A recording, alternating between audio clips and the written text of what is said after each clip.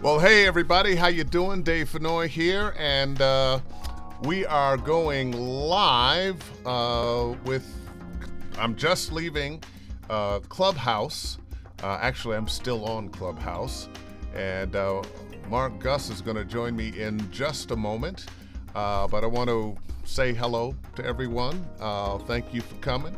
Hey, there's Tina Smith. You're the first one up today. And those of you who are joining us from being on with Marc Guss on Clubhouse, welcome. Well, let me introduce Marc right now.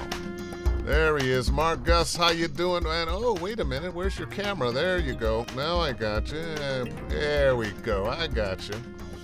How you feeling? Can you hear me? Marc? I see a picture. I don't see you. Well, there's a picture of Marc, but he's going to join us momentarily. And that was okay. And, well, what just happened? Okay, well, I'll go back to me. I knew we were going to have some kind of technical difficulty here, but we're still going for it. And there you are, and got you signed there, and let's bring you on. I've got your picture, but I don't have you. Marc, you gotta check your camera. Check your camera and your microphone. This is just like Zoom. That's all you have to do. I'm gonna go back to just me, but when you come back, we will definitely get you on. How you doing, everybody? Dave Fennoy here, another Wednesday, and we're doing something a little crazy, a little mashup. And there he is again, and assign him to one, and let's bring him on again. Marc, are you there? I see the picture. I see the picture, but I see no Marc. I see no Marc. Where are you, man? Let's see. Well, he left me again. We're going to try again, though. We don't mind working out our technical difficulties on the air because, hey, life is full of mistakes. It's an adventure. You're going to have to make some mistakes before you can move on. Anyway, I will tell you this, though. Oh, and there he is again. Marc is joining. I am assigning him. And let's see if...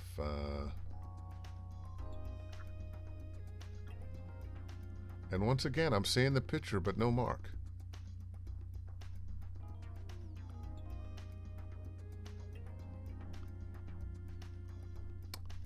And this is kind of crazy. Well, I'm going to wait for him to get in again. These Ask Dave Fennoy Anythings, complete with these mistakes and technical difficulties, live on my YouTube channel, Dave Fennoy Voiceover Training. And thankfully, this Wednesday, unlike last Wednesday, I no longer am suffering with jet lag. I was a total mess. The brain wouldn't work. The words wouldn't come. Can I go to sleep now? And while we wait on Marc again, let's go through and say hello to a few people. Hey, cousin Ty Green, how you doing? Well, thank you for that. I'm glad to be back in L.A. Jim Frank, hey, I will see you tomorrow. Dave Crockett, how you doing, Dave? Love that picture. Heath Martin, I believe we just talked. And let's see, Benjamin Britton, hello and hyped to be here. Hyped for you to be here. Patricia, how are you? Hi, Dave. Just jumped over from Marc Guss's Clubhouse session. How exciting. And we seem to have not been able to get Marc here. He has tried to click in a couple of times, and we get his picture, but we're not getting him. Hopefully we can remedy that. Okay, he's trying again. Let's see. And all right, I've accepted. I'm going to assign him. And let's see if we can bring him on. Marc, are you there? Oh, and he's not there. He's just not there. Mark, if for some reason you can hear me, please do try again. Man, oh man. All right. Well, Jeffrey Arthur Rudd, hello, and how are you? And here we go again. All right. And I'm assigning you, and I'm assigning, let's see, is anybody going to show up here? Dave. There you are. I can see you. Wait a minute. Can you, oh, and gone. If you can hear me, Mark, this is, all right, once again.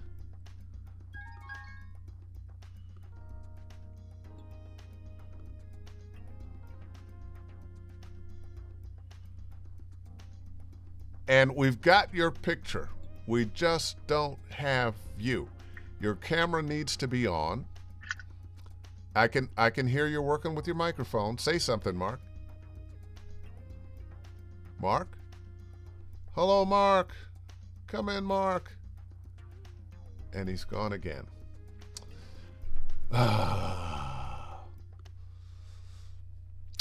Boy, this is frustrating. We were doing so well with Clubhouse, and I don't know why we're having problems here. Trying one more time. Assigning Mark. Bringing him on.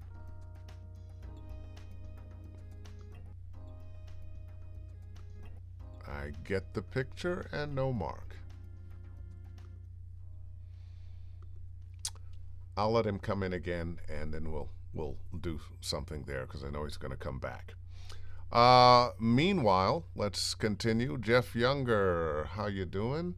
Jennifer Hussein Simmons, hi Dave, looking forward to this killer combo, if we can get this killer combo going. Johnny Grove, what's going on? Great voice actor, good friend of mine. Dave Crockett, oh yeah, tech issues. Happens all the time. Tina Smith, pretty fierce pick. Yeah, it was a fierce pick of him. If only we could get the rest of him. Robert Woods Rhodes, hey. And Luke O'Neill, hi Dave, great to have this mashup. Well, hopefully it'll be great if we can get him in. Let's see. Katharina Surtees, this is so exciting. Hi from down under. There you go. I'm just not sure what has happened to him. I was going to be asking Mark so many questions about his great career. One of the co-founders of ACM, one of the better-known voiceover talent agencies in the world. And maybe he's not going to try to get back in. One of the better-known talent agencies in the world, and he was with WCM for many, many years, and has been a real force in this business. He is an agent that is involved, interested, a real advocate for voiceover actors, and I'm just a little bit sad that this isn't working, getting him on here. I hope he'll try again. In the meantime, questions, especially from the folks who were just on Clubhouse and are used to visiting with Marc Guss on Clubhouse. What questions do you have? And all you have to do is type them there in the comments. I'll bring them up and we'll talk about them, and hopefully Mark will be able to get back in. I don't know why we couldn't get him in there. Raymond Hearn, hey Raymond, how are you? And I wish it was really good for everybody to be able to meet Mark who hasn't met him. Dave Crock, you have to break a few eggs before you make an omelet. Oh yeah, true, too true. Oh, now we're getting wisdom.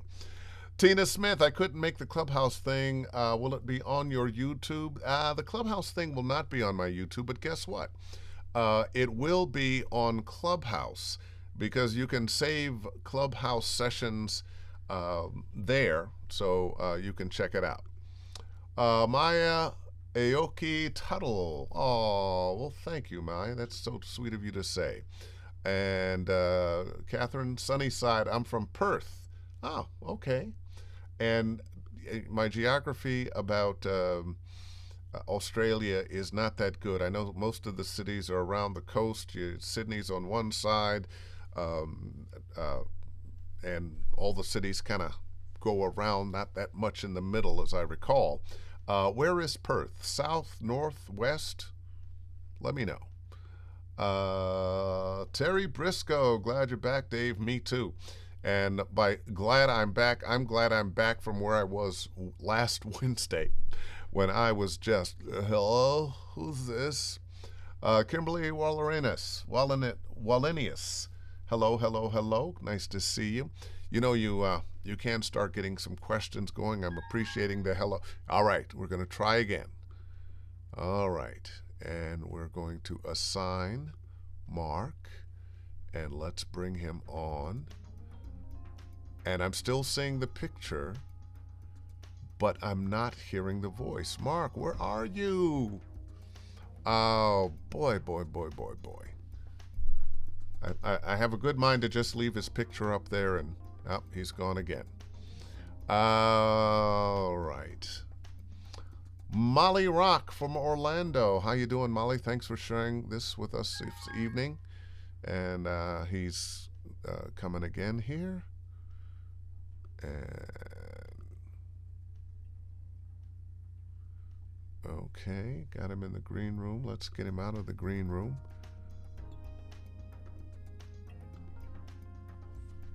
And I thought we had him out of the green room, but we don't have him out of the green room. Okay, hang that up, try again.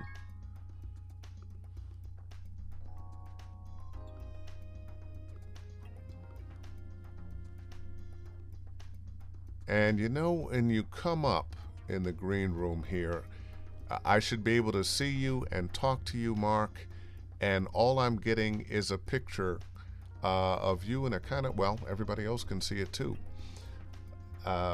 Make sure your camera is on. It's just like Zoom. Make sure your camera is on and your microphone is on. Right now, we're just getting your handsome face, and we want more than that. All right. Well, if you come in again, I'll try again. I'm gonna assign that placeholder. Okay. Let's see. Giovanna Inverso Kawach. You look and sound great, Dave. Clearly you don't have a face for radio, as the saying goes. Oh, that's so sweet of you to say. Sometimes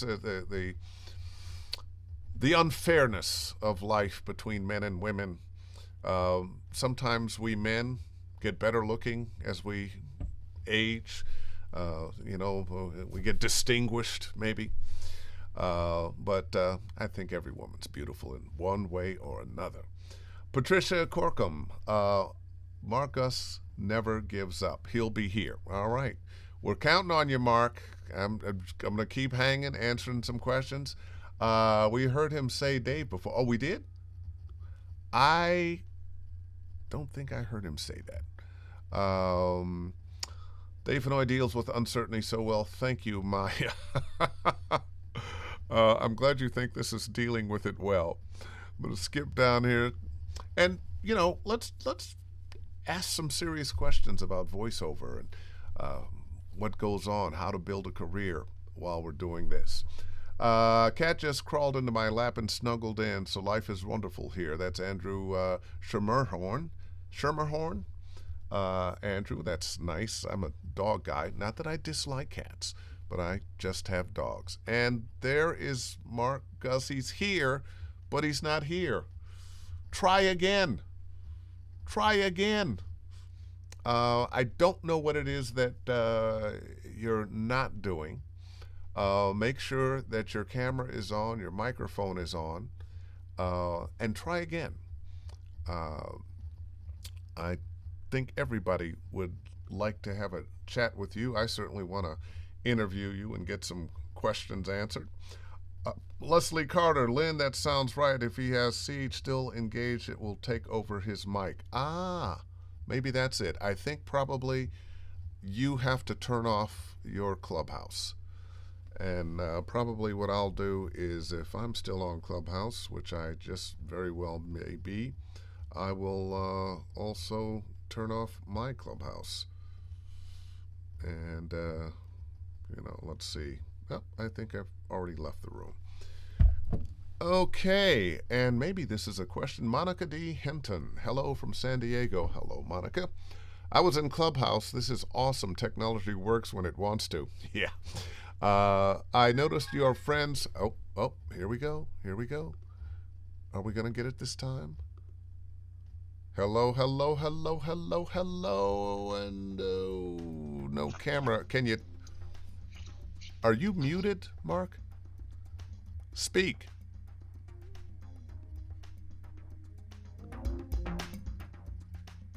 I've got you volume all the way up on you.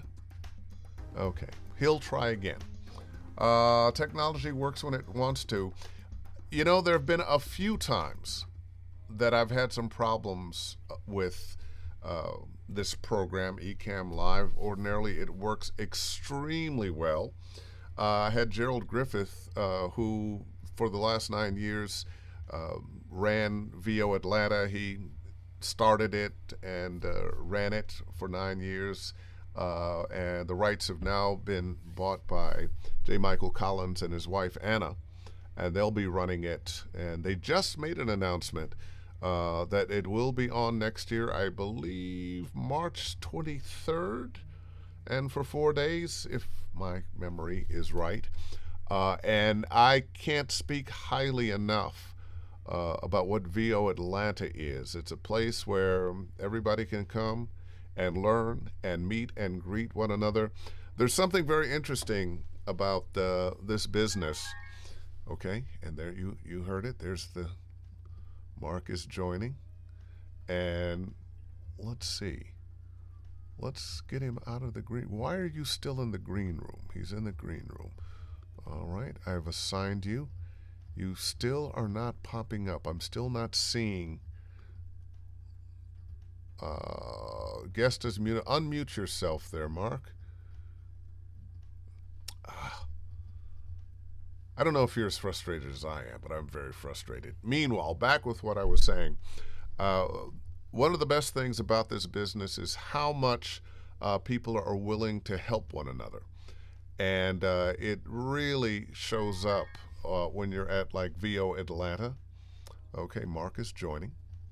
I've got you there. Guest is in green room. And why isn't the green room showing him?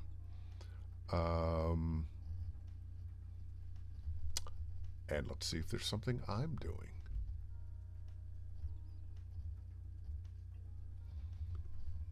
No, this just doesn't make sense. Never had this particular problem before, and he's left us again. But knowing Mark, he is going to try. Let's see who else is here. Terry Briscoe again. Hi, Dave. I'm wondering if you have seen a large uptick in phone app video game opportunities.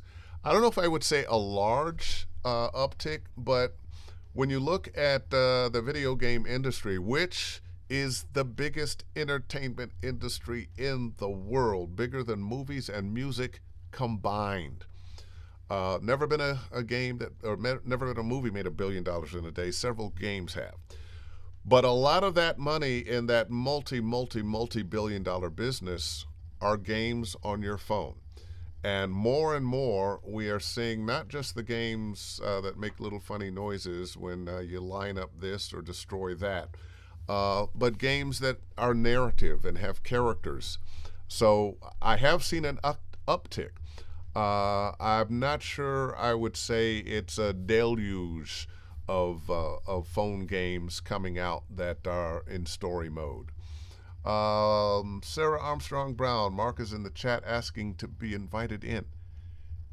I keep inviting him in, and for some reason, it does not allow me to invite him in. Mark, okay. Mark is joining. and I click to let you in, and I should see you. Guest is in the green room. I don't know how to get you out of the green room. I've never had that problem happen before. If it ain't one thing, it's another. Okay. Mr. Joe Cipriano, one of my dear friends and one of the rulers of this voiceover kingdom. Can Ann and I go to Paris with you and Mo? Stat? Well, I don't know about stat, but we'd love to go back to Paris with you guys. That was so much fun. Joe and I and our wives, Monique and Ann, went out to dinner at a wonderful little restaurant around the corner from the hotel we were staying, which was around the corner from the Eiffel Tower. And we walk in, and the maitre d' walks up to me and goes, Bob Marley, bonjour, how are you? It was, well, I guess you had to be there. It was funnier, as I recall it, than my telling it. But yeah, love you, Joe. Best to Ann. See you guys. Luke O'Neill, Western. I'm not sure what that was an answer to, but Western. It's in Western. I remember now. Australia, down under. Perth is in Western Australia. Catherine Surtees, West and the most isolated city in the world. Okay, we're getting those answers now, which tells you how far behind I am on comments. And that I'm not sure what that's to, Jim Frank, but thank you. Somebody is going to check it out and see. Alban, thanks for this, Dave. How do you deal with disappointment? Well, I'm going to tell you something. In the arts, especially as an actor, you're going to audition for a whole lot more things than you're ever going to book. And you just have to realize that's the name of the game. Hold on, and we're trying again. Guest is in the green room. Well, how do I get you out of the green room? This is crazy. I've never had it happen like this.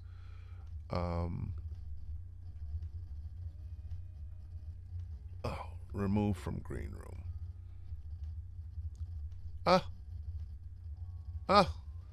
Well, I thought pulling him out of the green room would help. It didn't.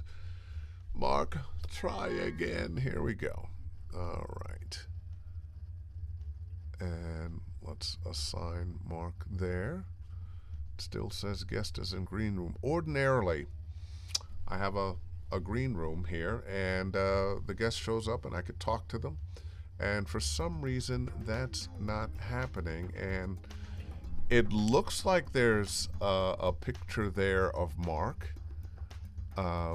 Guest has muted themselves.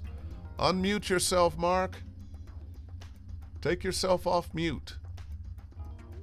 You probably have it right on your screen there. Unbelievable. Well, you know what? I'm going to go back and just wait and see. Now, if we went solo with you, back, assign, unassign placeholder.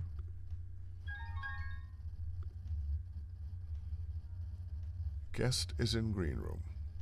Okay. And why he's in the green room and not out when I assign him, I don't know. I'll have to figure it out at some point. Let me do this.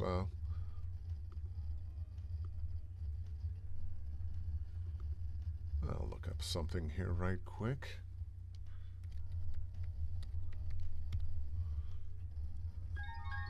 Okay, or maybe not. Let's get rid of that and get rid of...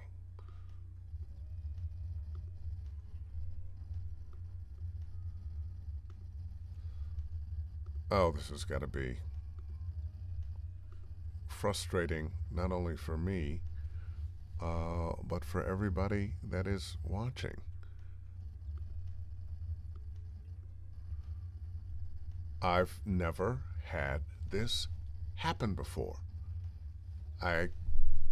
It's okay. Got you assigned. And once again, we're seeing the picture, so something is happening, but you're not showing up on camera. I'm wondering, are you doing this on your iPad and it's not working, or on your iPhone and it's not working? Ordinarily, people are sitting in front of their computers, but I see no, and you're gone. I see no reason why this shouldn't work from your iPad or computer.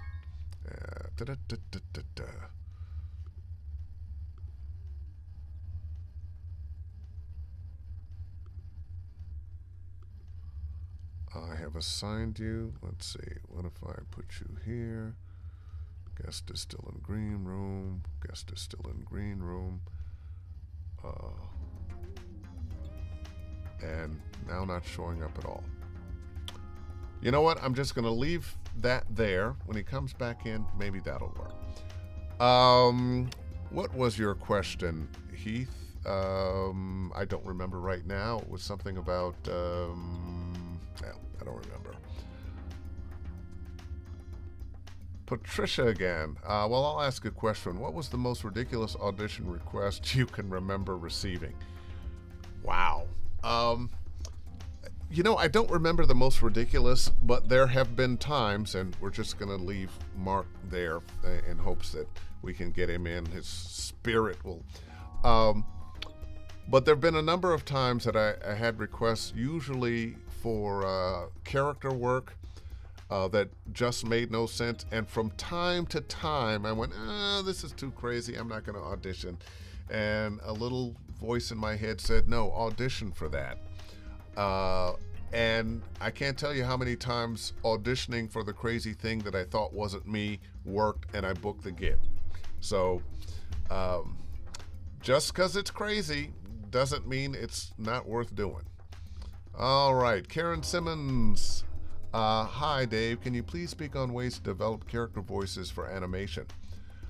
Okay, well, were you one of those people that made up characters in your head when you were a little kid? You were in classroom and you imitated this voice and the cartoon voices and made up other voices and copied the voices from your grandma and your aunts and uncles and other kids and teachers?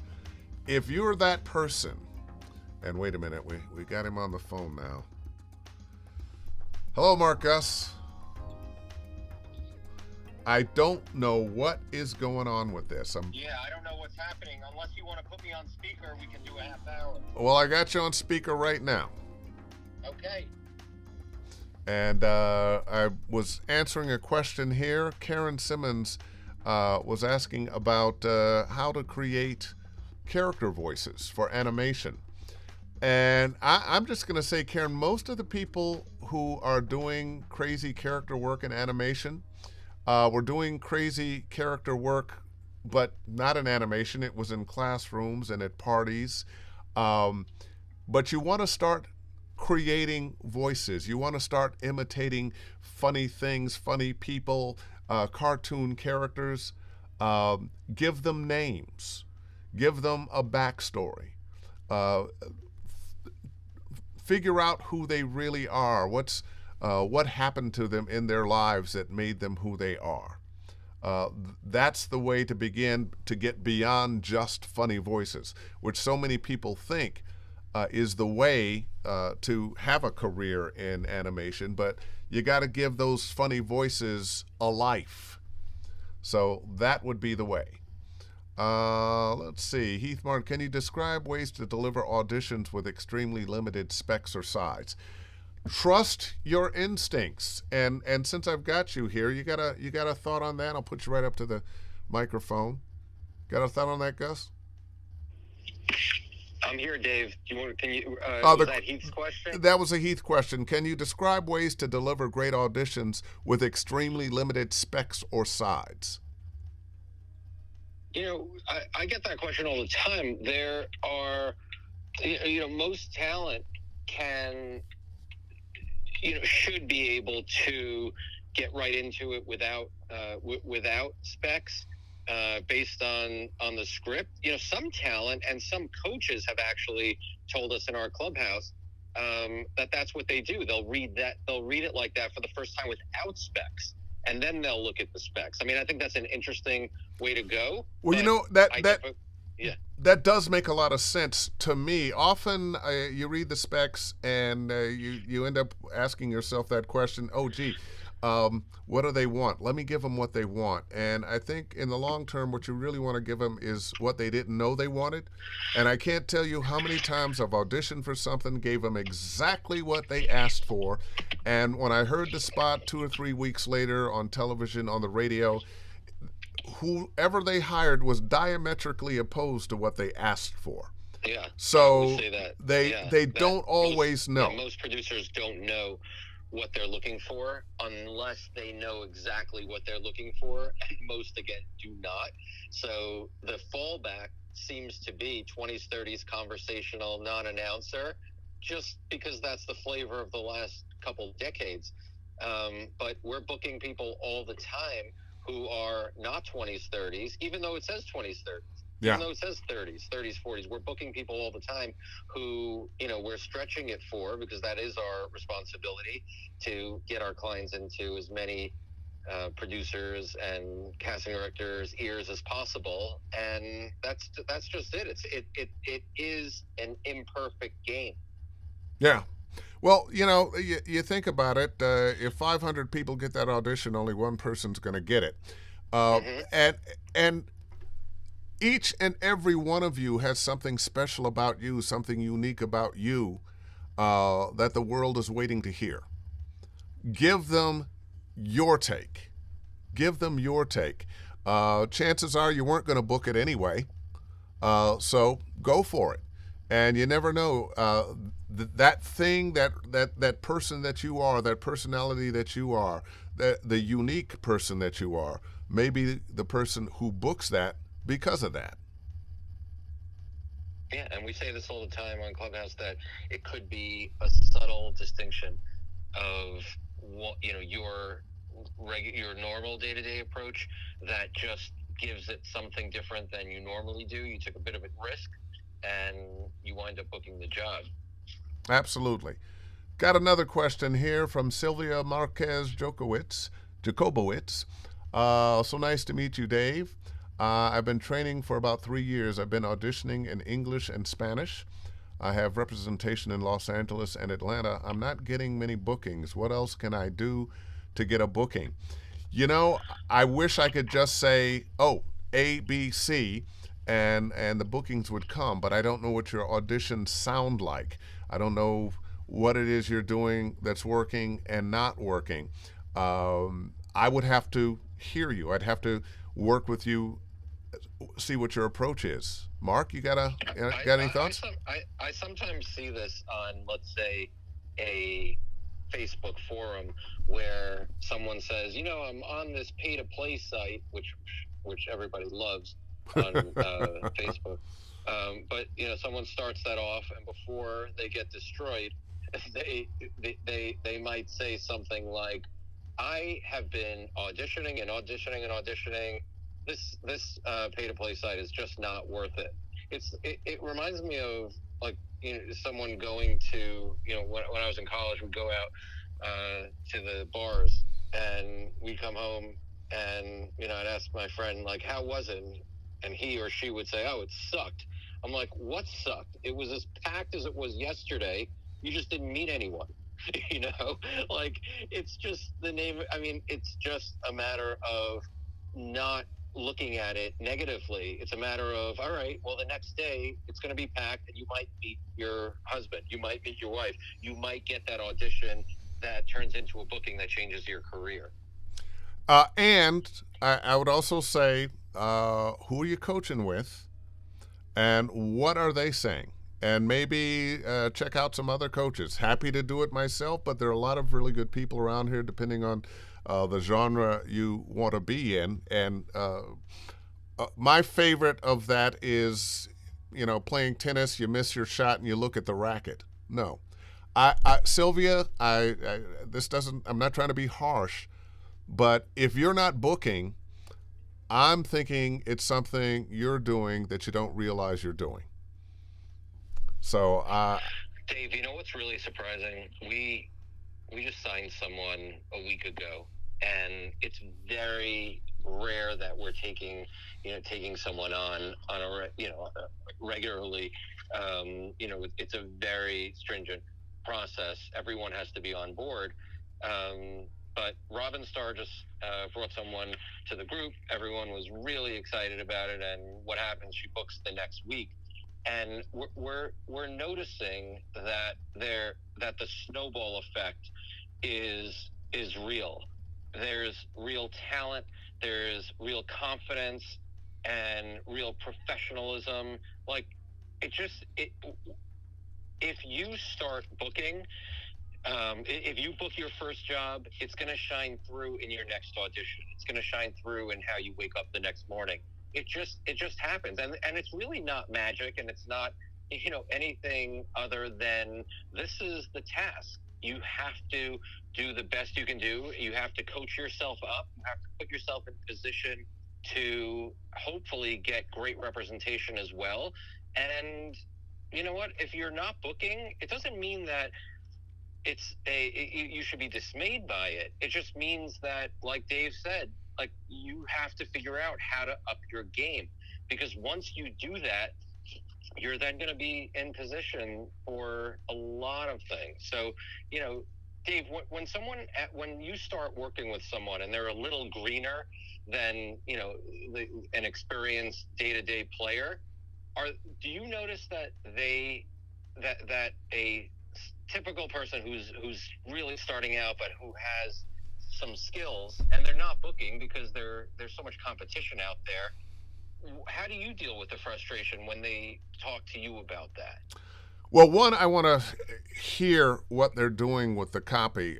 So often, there's something that's getting in their way. All too often, it's readiness, or they're trying too hard, over enunciating, all kinds of things like that. And sometimes, like you say, the industry just hasn't heard you yet.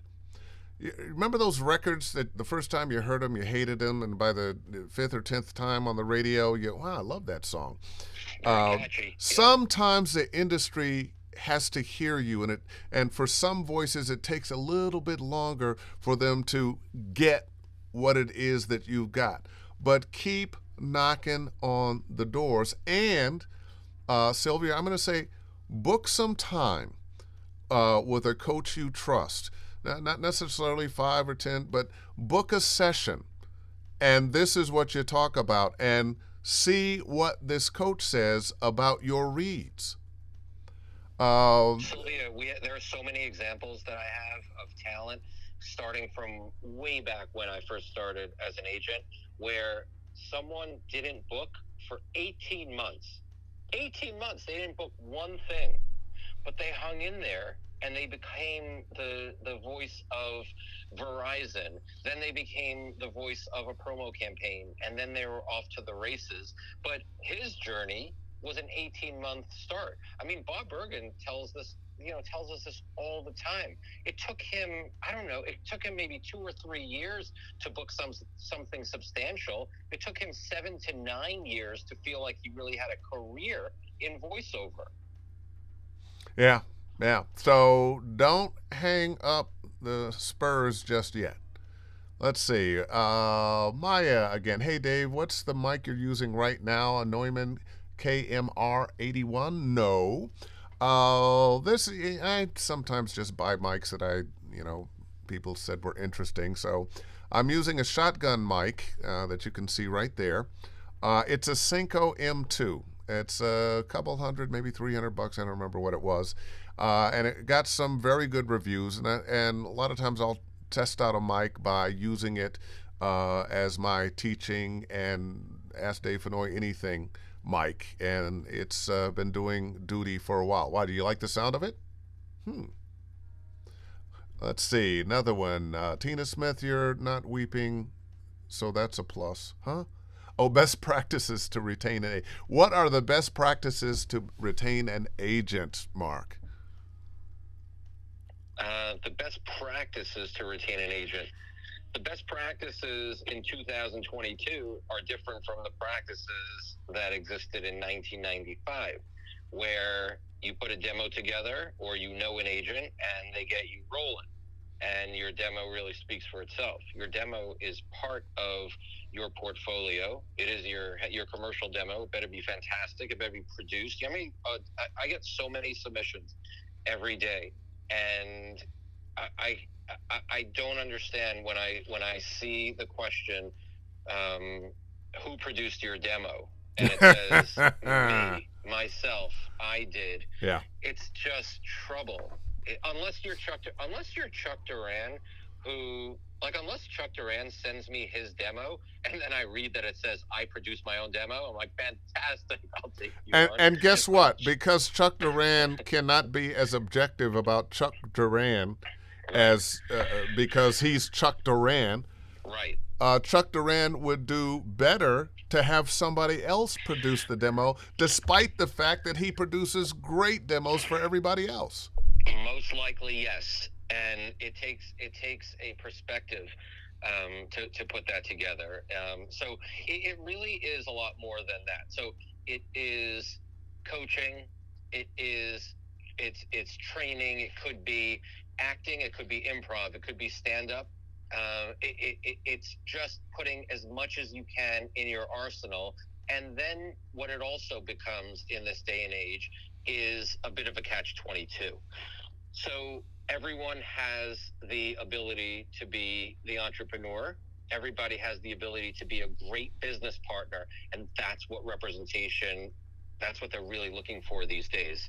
They're looking for someone who is going to partner with them. They're not looking for someone who is going to put all the eggs in their basket. They're not looking for someone who is going to say, I want you to do for me. Me. It's a partnership. And when you put the work in and you're marketing yourself properly and you're branding yourself and you're going out there and you're getting noticed and you're starting to book, that's something you couldn't have done years ago. And the fact that you can do that today and the fact that you can put that together and have patience as you put it together and build a portfolio of work, and all of a sudden you're having a different conversation with representation. All right. Got an interesting question here. Ann Grist. Dave, how do you feel about audio drama?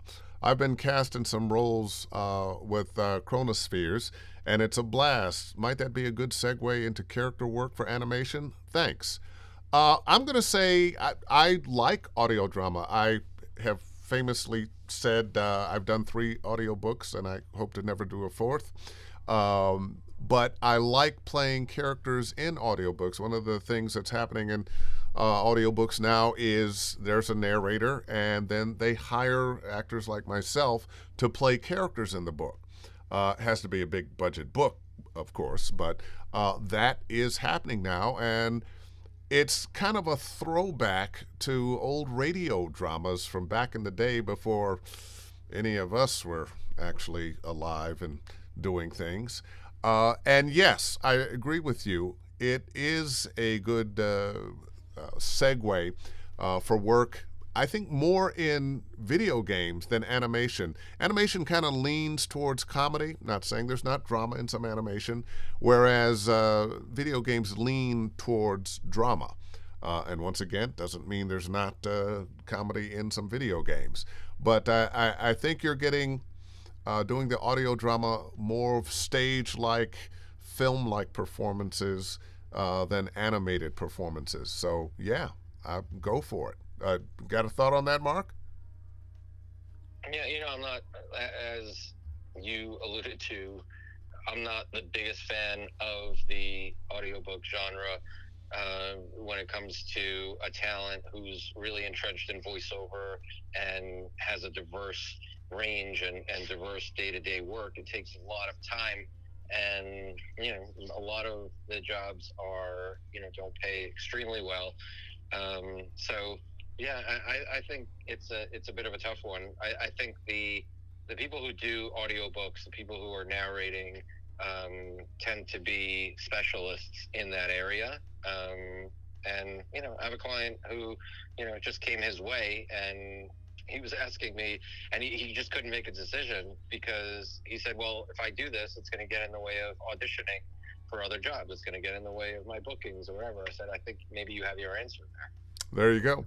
And then there's Scott Brick and others like him who are making very good money, having wonderful careers, doing audiobooks. It just has to be for you. I don't have the attention span myself, and Me neither. I've made too much money doing things like promos and commercials and cartoons. I walked into ABC once when I was doing promos for them. They handed me a sheet. It was one word on it, and I went, where's the rest of it? They said, no, that's it, say it. I went, next. They put it on 25 spots, and 2 weeks later I had a check for $5,000. Whenever anybody talks to me about an audiobook, I always think of that. One word. One word. Dave, if you think, if we're talking about one word, maybe we can talk about 2 words. Rated R. Rated R, yeah. Right? Like what is trailers become, and not to say that it's not under the code, and not to say that there aren't a good handful of people making a living doing trailers and some on the cusp of being superstars there, but it's a real tough field. And, again, you compare what you could make on a campaign by reading just a couple words versus reading books. Like Dave said, it is a specialty, and but a lot of people are doing really well in audiobooks, and they do it well. And if they love it and have the time, and it becomes a niche for them, fantastic. You don't have to do everything, right? I mean, I have clients saying to me, I think I should be doing promos now. Do you think I should put a promo demo together?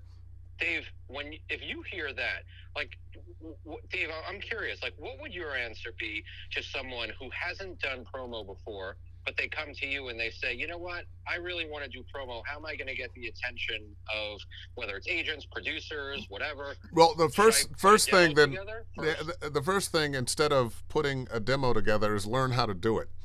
Right. And I have a gentleman that was asking me about, I want to learn how to do promos. But he doesn't watch television.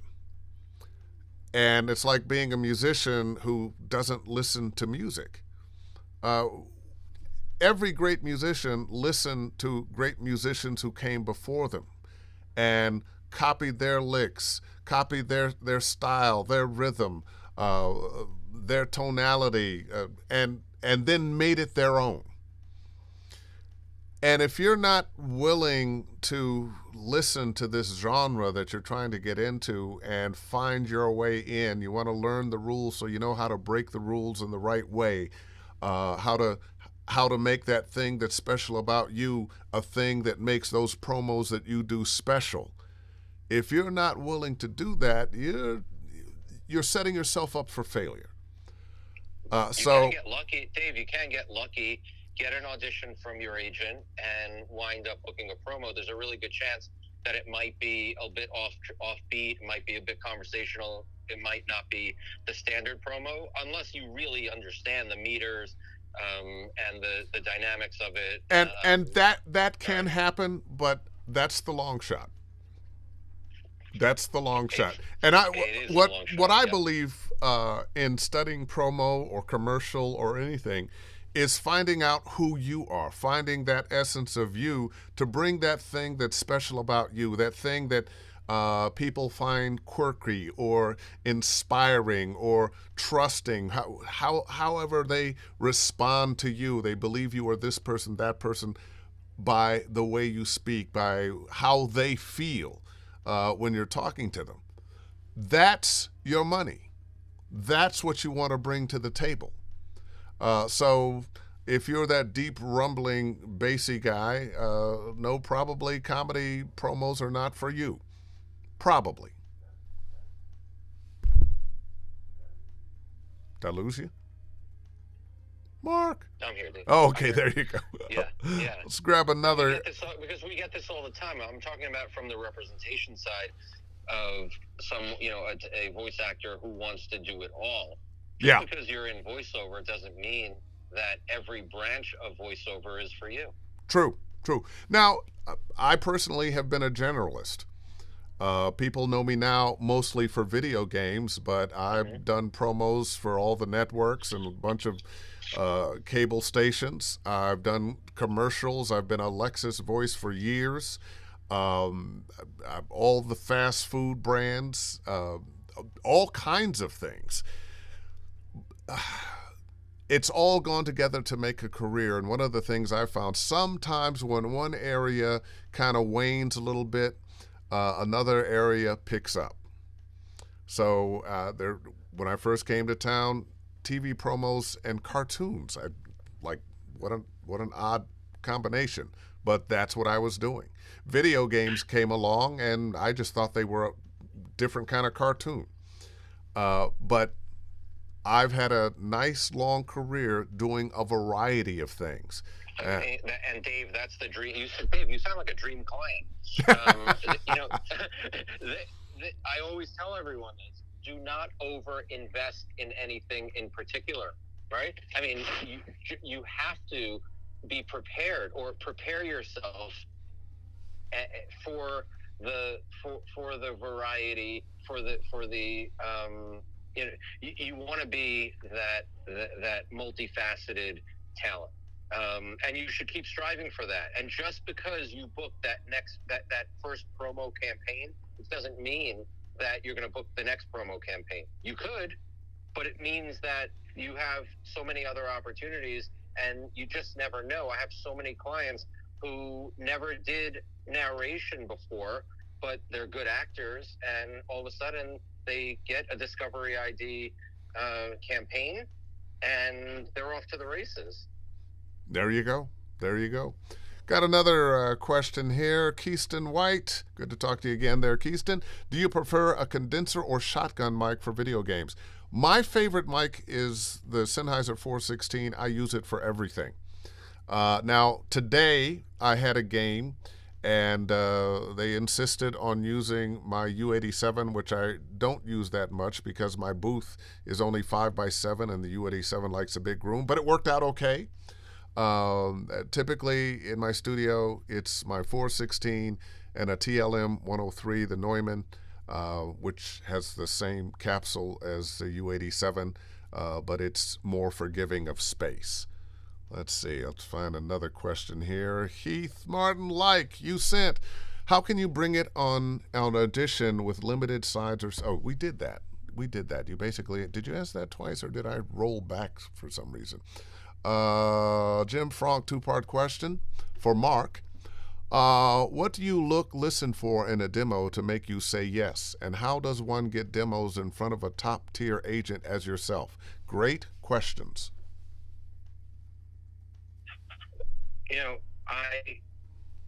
I somewhat take pride in saying that I will listen to 3 to 5 seconds, maybe 6 seconds of a demo, and if it catches something about them, and if I'm noticing that it's unique enough, it's different enough, then I'll start digging further into what they're about, what they're up to, what their current status is, who they're coaching with.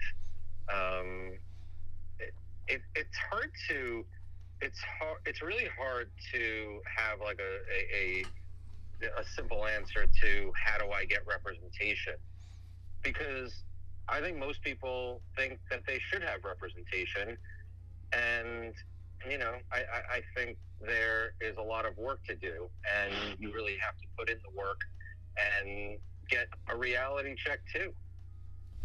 Okay, let's see. I got another question that's right up your alley. John Simmons, student of mine who is doing very, very well. When applying for representation for other agencies, for the subject of the email, what is it that you look for? What stands out to you? This actually is a very good question. I think a lot of times people write way too much or not enough. Yeah, I don't really care what the subject says. I know what I look for very quickly. And again, it's your first couple seconds of your demo. And if I'm interested in that, I'm listening to the whole spot.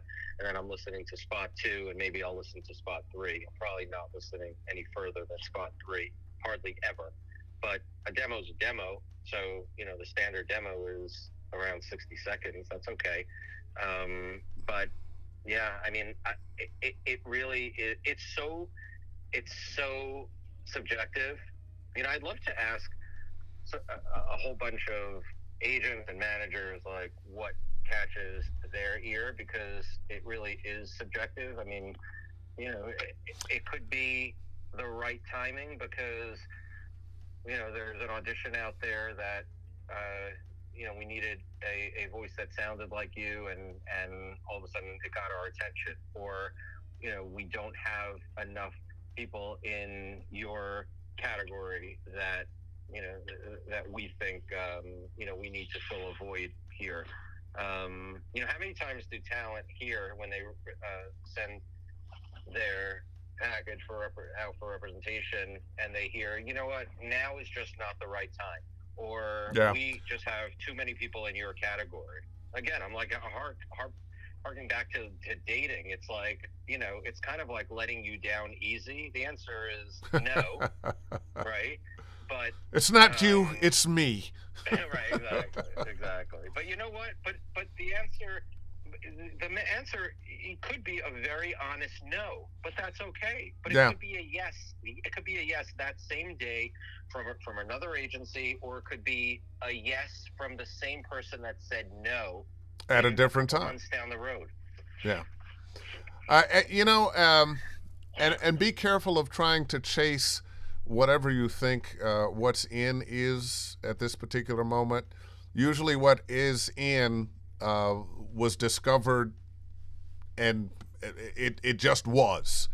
It didn't try to make itself that. It just was. They were people who had a certain sound, certain way of speaking, a certain timbre of voice. My voice, I would not say is a voice that is particularly in vogue. I don't think I fall into what the style is now, what everybody says they're looking for, but I work all the time. And I think it's because I know who I am, and I bring the me to it. Dave, the uniqueness that you do bring to the table lends itself to so many different things, and no one should look at that. Should position themselves or regard themselves as that you're not a flavor of today, because, like you said over and over, the flavor of you and every individual, everyone here, everyone who was at the clubhouse, everyone looking for representation, like, just trust you as you. And I tell Joe Cipriano, when he was on my clubhouse and he was on State of VO, and when we talk all the time about this, Joe Cipriano didn't try to be a big movie trailer voice. He didn't try to be that type of Don LaFontaine style. He became Joe Cipriano. He became him, and he trusted himself with that. He trusted his talent and his own sound, and then the next group of talent are saying, I want to have the career of a Joe Cipriano. Yeah. But guess what? You won't have the career of Joe Cipriano sounding like Joe Cipriano. You'll have the career of Joe Cipriano by being you. Do you mind if we go a little bit extra? Please. Usually I cut off right at 7, but we had so many technical problems. I don't know what the hell happened.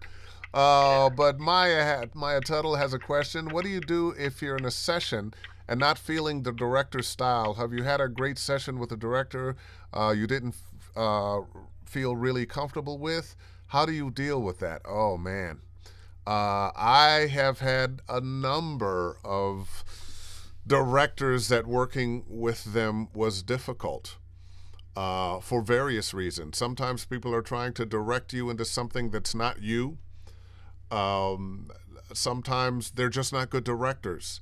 I would say don't allow the attitude to come.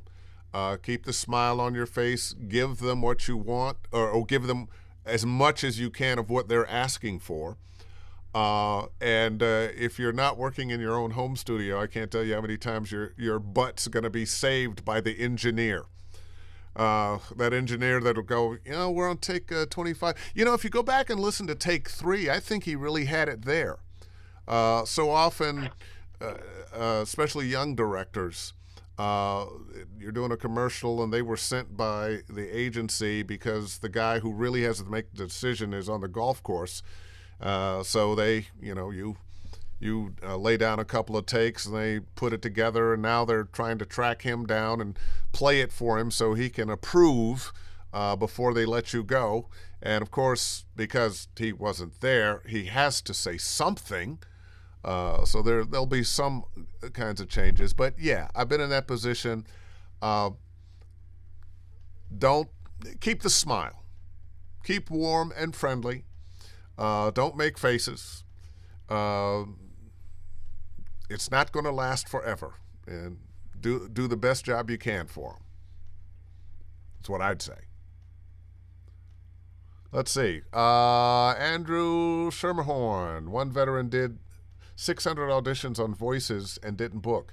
Mark Ryder recently posted on LinkedIn that none of his 16 auditions got a like on V103. Mark, I don't know where you stand on this. I'm not a fan of the pay-to-play sites, especially Voices.com. I think they're crooks. But they are a feature of the landscape of voiceover now. They're not going away. How does the talent that you represent, how do they handle the pay-to-play sites? Like you said, it is part of the voiceover landscape, and it's just something that we all have to accept. Whether however someone feels about it, but I think it's the same with any area of representation or online casting. It's auditioning. And I'm not surprised that someone auditioned for 600 or 1,000. They auditioned for those, that amount of work, those amount of jobs, and they haven't booked. Sometimes I get surprised when I hear someone who's a regular on pay to play that they are booking regularly, because it seems to me like it's more of a lottery situation. Yeah. So I'm kind of impressed. I'm like, wow, how do you keep hitting the lottery like that? Because the buyers, I don't think are expecting as much as some other buyers that the seasoned agents are talking to. Seasoned managers might be talking to. So again, we mentioned this before. It's just I don't get caught up in it, and I anyone who wants to have a conversation with me, even if it's a client, I have to get them right off of that track, because it's a track of negativity. Yeah. And let me tell you, the pay-to-play sites aren't working for you as a voiceover talent. They're working for the people who are hiring you, and they are selling us for as little as they can. Whereas Mark and other agents are trying to get you as much money as they can. They're trying to get you the best deal that they can. They are reading over those contracts and making sure that, maybe we want to strike this in perpetuity clause. Maybe we want to increase what you're getting for usage. They are there to protect you. The pay-to-play sites, they could care less about you. Mm-hmm. Yeah, it really is a luxury, and we feel the same way. We feel that we have the same luxury representing top-tier talent. We do this every day. Just happened a couple hours ago when a buyer said that they have X amount, and it turned into 2.5 times that amount, and the usage went from 7 years to 5 years to 3 years to 1 year. There you go. There you go. That's what I'm talking about. Mm-hmm. Got a question from Larry Heron. A question about cold readings for animation. I recently did a session for one of these studios, and they were very secretive about sharing copy. I had no clue what I was recording until I showed up. They have me a 5-minute explanation, and we were off to the races. Luckily, they were picking up what I was putting down, but Lord knows it would be nice to have even 30 minutes. How do I cold read effectively every time? Thanks, my man. Well, you know, it's funny. Auditions, I think, more often than are not, there is where you really get to explore a piece of copy, especially animation and video games. I know for video games, whatever piece of copy you get, once you can read through the watermarks and all their notes, you can develop that character. But when you have to go in and do it now, and you've only had a few minutes with the copy, what do? I'm going to suggest again, take a little more time than you think you need. So often in a situation like that, you're going to want to go straight for the copy and read the copy and try to figure out what's going on just by reading the copy. Take your time. Whatever information is on that copy about the character, the kind of animated show that it is, read it all. Make sure you're reading the alternate dialogue. Make sure you're reading the stage directions so you actually have an idea of what this scene is in toto. Because if you just go for the lines of this character, or I'm going to read those so that I can say them well, you're selling yourself short.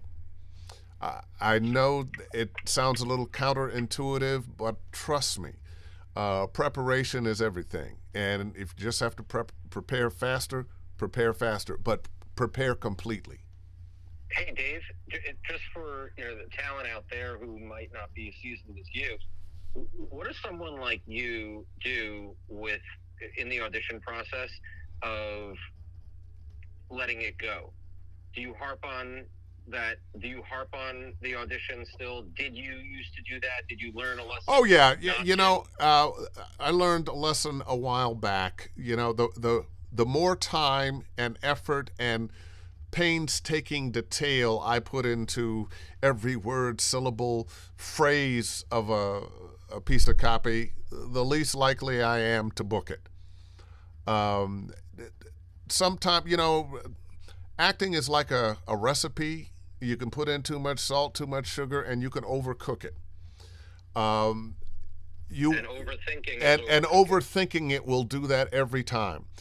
All too often, I think actors are trying to prove that they understand the copy and not play the character.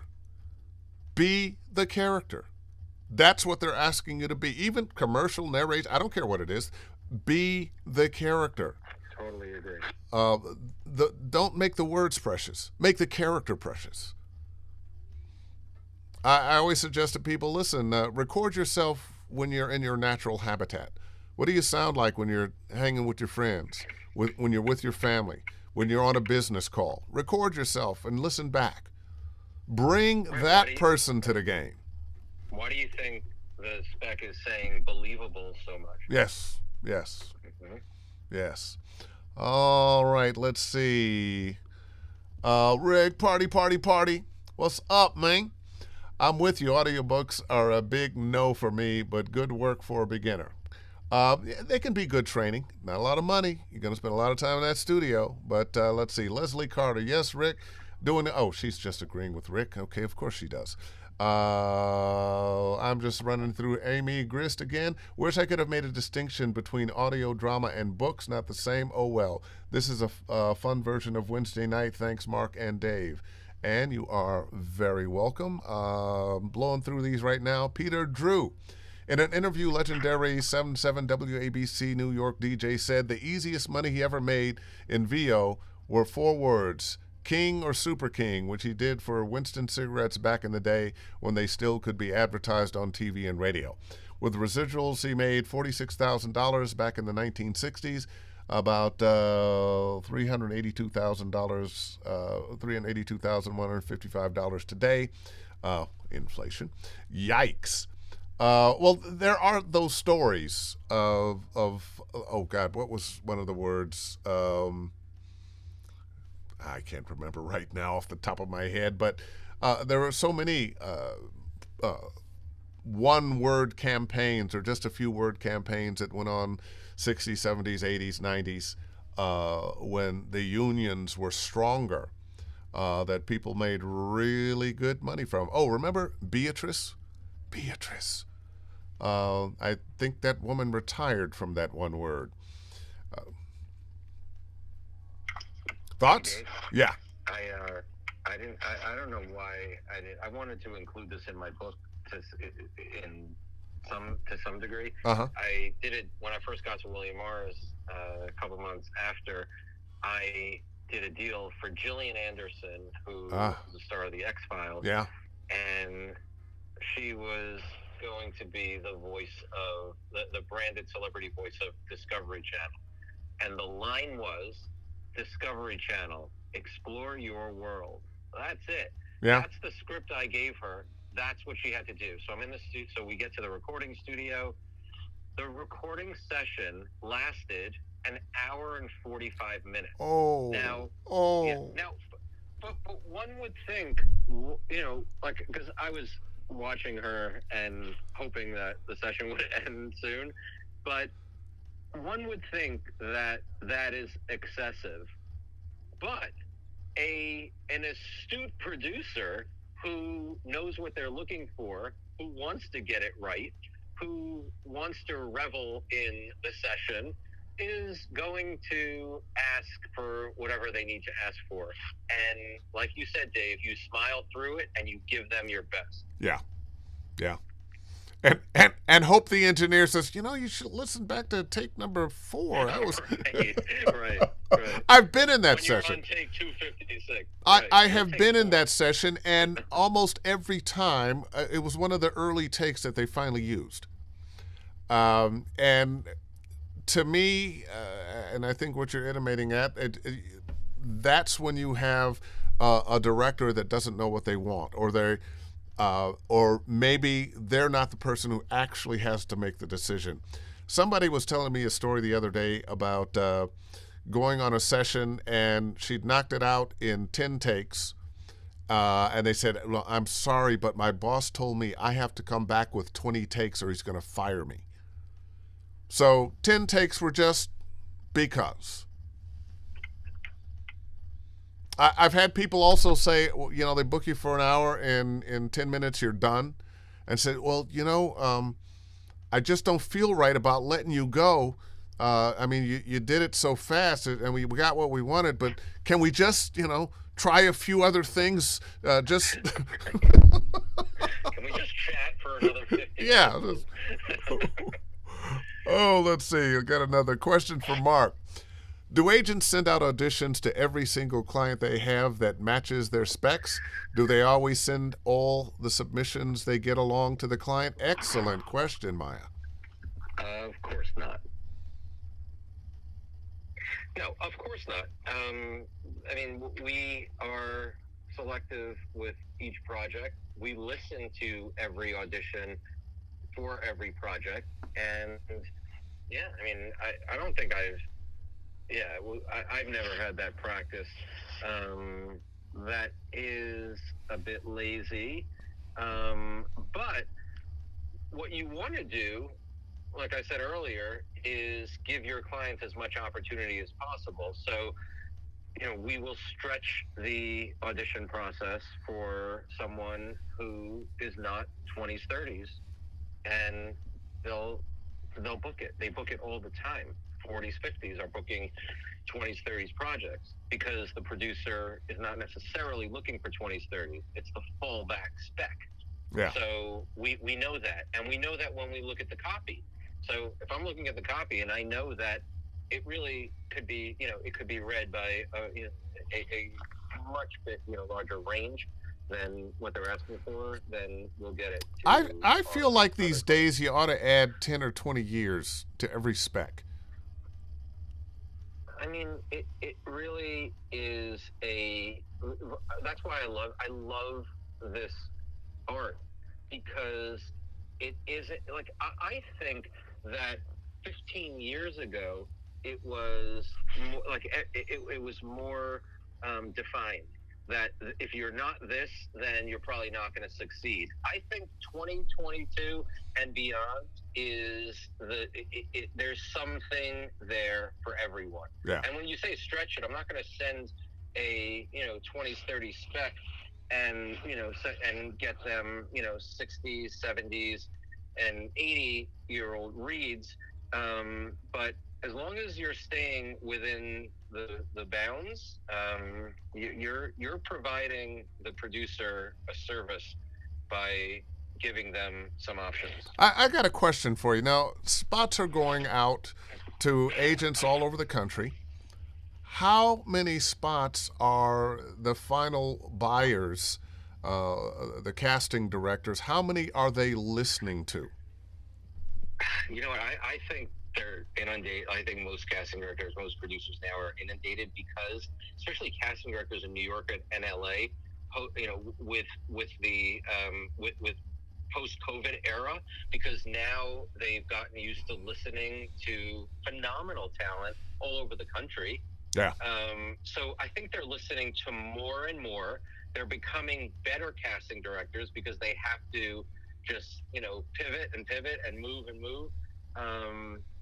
I think they're listening to a lot, and I always say this: that let's say they narrow it down to the top 5 females for this voiceover. They're all fantastic. They're all fantastic. So when the female who doesn't get it asks their agent, "Oh, wow, I was released," it isn't a disappointment. The answer is that why were you released? Because someone had to be selected for this. And if you tested everyone, all 5 of them individually into the spot, they're all going to sound fantastic. It Yeah. just wasn't your turn. Yeah. It's okay. You'll get the next one. I always say if you were on a veil, you won. Now, what everybody wants too is, one, to be able to tell friends and family, well, that's my spot, and get paid. But if you're worried about that, if you're allowing that to drive you, you're going to book less, not more. You got to let go of, I want this. Oh, I need to book this. Oh, gee, I got this bill to pay. And you got to let go of that, because whatever is in there, whatever's going on psychologically, emotionally, it's going to be in your read. And hopefully the one you do book is the one that's the career changer and the annuity that lasts for years and years. Yeah. I always you want to do a lot of work, and you want to get that work that's repeat business. Yeah. And let's see, got another question here. Chris Robin. Dave, just speaking about repeat business, some people might just dismiss an audition that comes in that is an internal piece for a company. Don't dismiss. If you have the time, don't dismiss anything, because we see it all the time. The person that booked that one-off all of a sudden books the next one-off and then books a campaign. Yeah. So it's our responsibility to get our clients in front of decision makers who haven't heard you before. Yeah. So think about that when you dismiss an audition. And you just don't know. Bring the you to it and do it. Chris Robin, Dave, Mark, you guys are the bee's knees. Do bees actually have knees? That's my question. I always wondered that. I strongly believe in the concept of the union for voice actors, which leads to what can future voice actors and other creators do from here on forward to help strengthen the union? Boy, oh boy. Well, one, join when you can. There are ways to bring non-union jobs into the union. Just support. Join the union when you can, and insist on being paid at least union wages. And I'm going to tell you the other thing that we need to remember. The best pay is going to be from the union.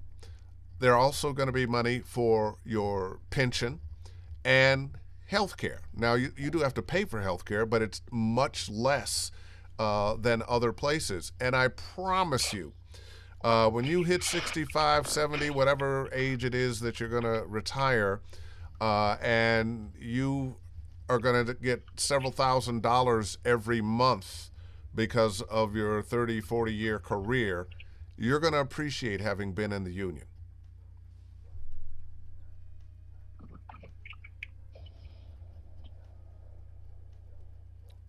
You there?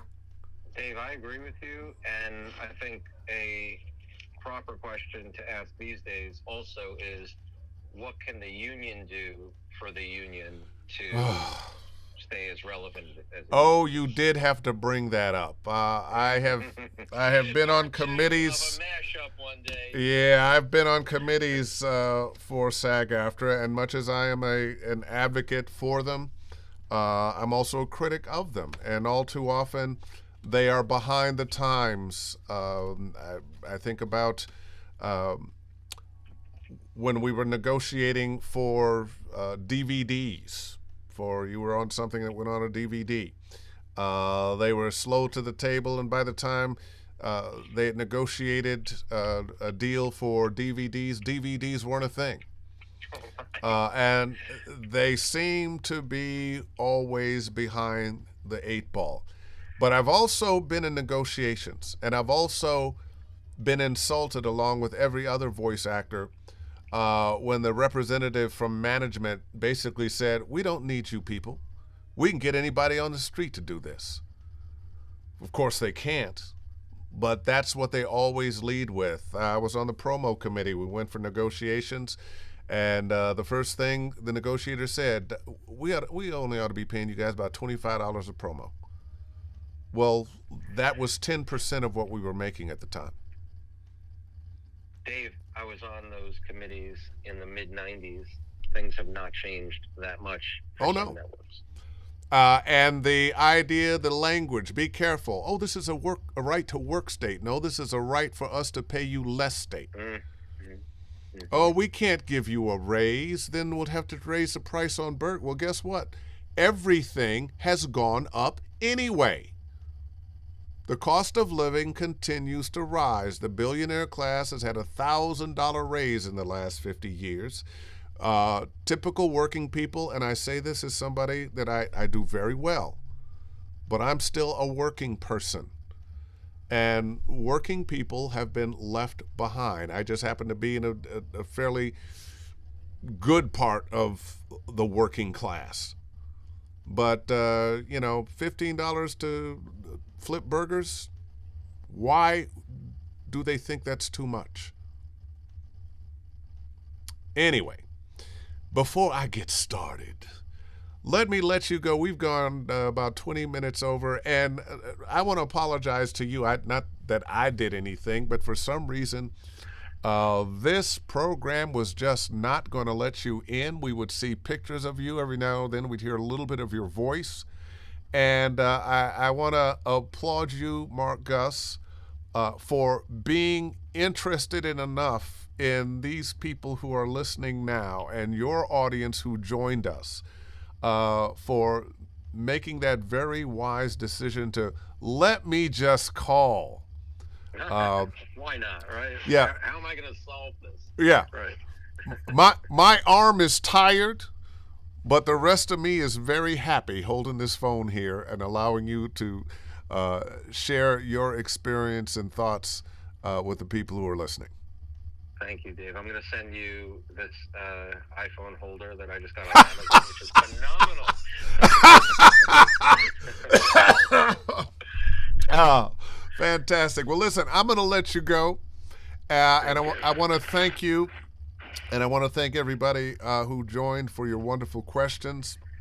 Couldn't get to everything, of course, but I just want to let you know that the comments from people, this is fantastic, this is wonderful, thank you very much, Mark and Dave. There are many of them, and even though I'm me in here, I concur. Thank you, Marc Guss.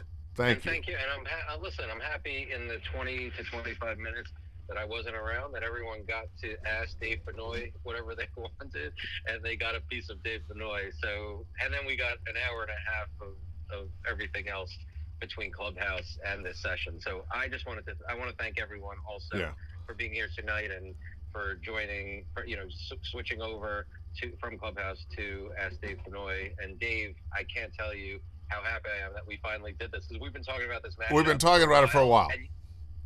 And you know what? We're going to come back and we're going to do it again, right? There you go. Absolutely. Absolutely, right. Marc.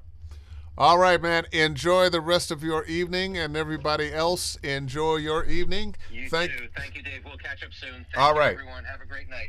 Talk to you. All right, Marc Guss, ladies and gentlemen. So glad he was able to, or thought of, making that call to save what was burning. This will live on my YouTube channel, Dave Fennoy Voiceover Training, and you'll probably just want to get to the beginning and then cut right to where Marc called in. If you're interested in voiceover lessons from me, davefennoy.com. You can click on the little tab, Study VO at the top, and I will be back next Wednesday. We'll do it all again, hopefully without the technical problems. And in the meantime and in between time, book something.